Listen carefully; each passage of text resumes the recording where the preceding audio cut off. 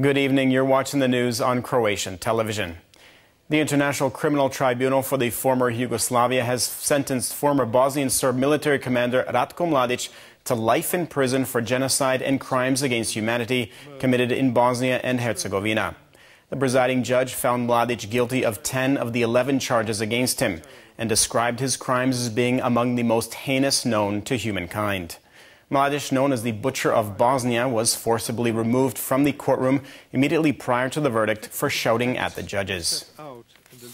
Having considered all of the facts, evidence and arguments of the parties, as well as the statute and the rules, and based upon the factual and legal findings set out in detail in the written judgment, the Chamber sentences Mr. Ratko Mladic to life imprisonment.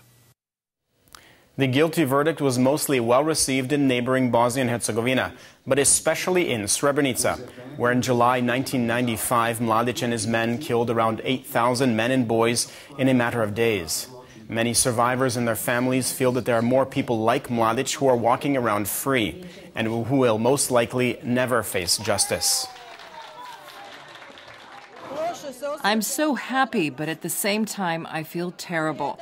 One life, one man's head cannot bring back the thousands of people he killed. But I thank God nonetheless for the verdict. We prayed to God and pleaded and offered evidence. This brings us just a little bit of satisfaction. It happened. There was a chance that this day would never come. However, in Croatia, the president and the prime minister expressed disappointment that he was not tried for crimes committed in Škabrnja, Knin, and other parts of Croatia. I'm disappointed that he was never held accountable for war crimes committed in Croatia, specifically in Škabrnja and many others. However, I hope that this life sentence will provide at least some satisfaction for the families of his victims, those killed, tortured, or who went missing during Mladic's reign, when he was a symbol of the brutal Serbian wars and genocide. Unfortunately, the case against him did not involve crimes committed here in Croatia. Because of this, we are somewhat disappointed. It would have been good if that had been a part of the Hague Tribunal's case as well. It is unfortunate that due to the extensiveness of the charges, they decided that this was not necessary. The Parliamentary Commission tasked with investigating Agricor appears to have been unilaterally shut down.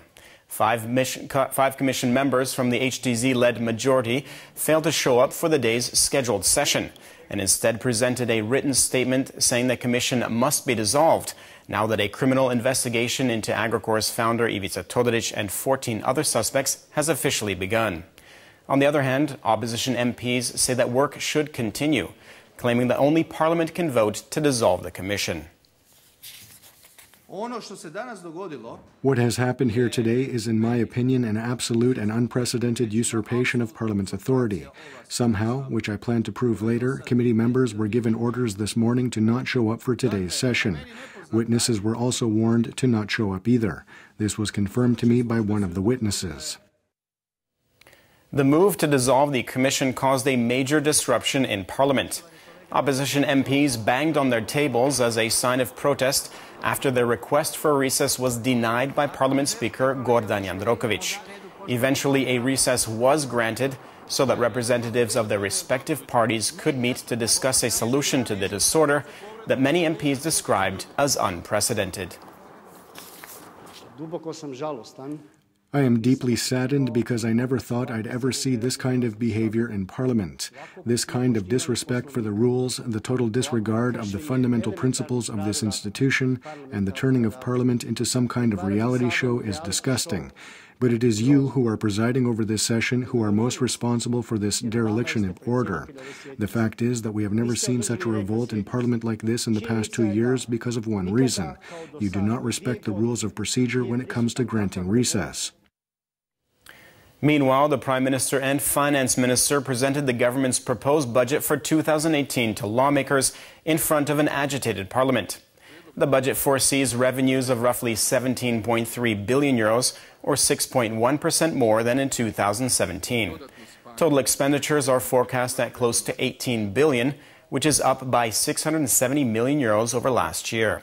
Following the presentation, the Prime Minister expressed his dismay at the opposition's disruptive behavior.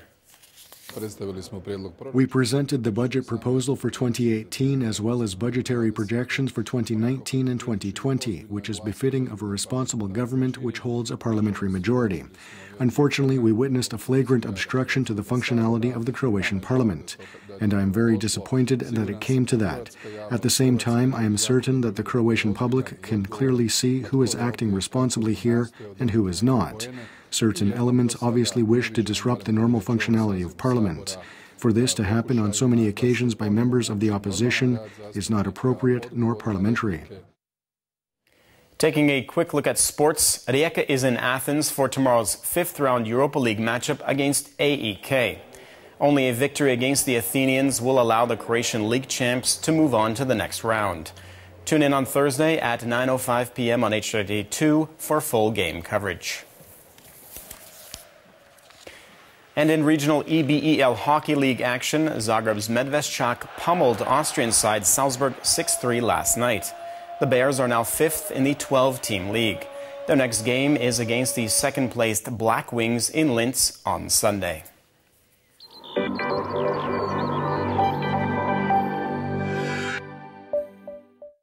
The forecast for tomorrow calls for partly to mostly sunny skies in most areas of the country. The northern Adriatic and mountainous areas could see increased cloud coverage and isolated showers. The Adriatic coast will get a weak to moderate southeasterly wind with very strong sustained winds in places. Morning lows of between 2 and 7 degrees inland and between 9 and 13 on the coast will give way to highs of 13 to 18 degrees Celsius and slightly cooler in higher elevations. Continental regions will be partly sunny over the next few days with unseasonably warm temperatures.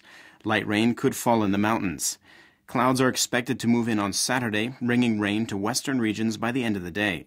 Sunday will be mostly cloudy with passing showers as temperatures are set to drop suddenly towards the end of the day. The Adriatic coast will be mostly sunny and warm to close out the week. Northern areas will get light rain. Clouds and rain will move in on Saturday, especially in the north towards evening. Sunday will be changeable with heavy rain and showers in places. A strong southeasterly and southwesterly wind will prevail on Saturday, while the central and northern coast will get a northeasterly and northerly on Sunday.